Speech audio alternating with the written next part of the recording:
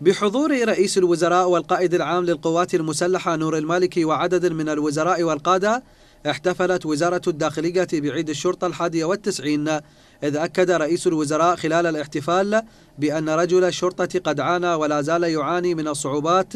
التي تقف في طريقه، لكنه صمد بوجه تلك التحديات وسعى ولا زال يسعى لحفظ الأمن والاستقرار في البلاد. رجل الشرطة قد عانى كثيرا ولا يزال يعاني، وطبيعي جدا أن رجل الشرطة في النظام الديمقراطي غير المكتمل بعد في أزمة، لأن الحياة الديمقراطية بطبيعتها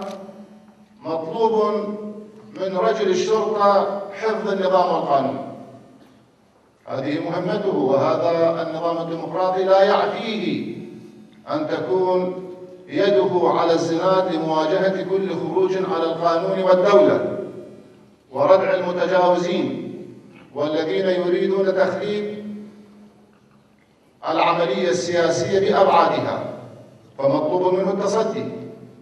ومطلوب منه السماح للمواطنين ومنحهم الحرية وحقوق الإنسان والكرامة والدور. عام مر على انسحاب القوات الأمريكية من الأراضي العراقية، وخلال هذا العام حققت القوات الأمنية إنجازات كثيرة، وربما وزارة الداخلية قد أوصلت رسالة إلى الجهات التي كانت تشكك بقدرتها على مسك الملف الأمني مفاد هذه الرسالة بأنها قادرة بجميع تشكيلاتها وصنوفها على استلام الملف الأمني في عموم المحافظات. مضينا عام كامل على الانسحاب الامريكي، وشهد العام 2012 عام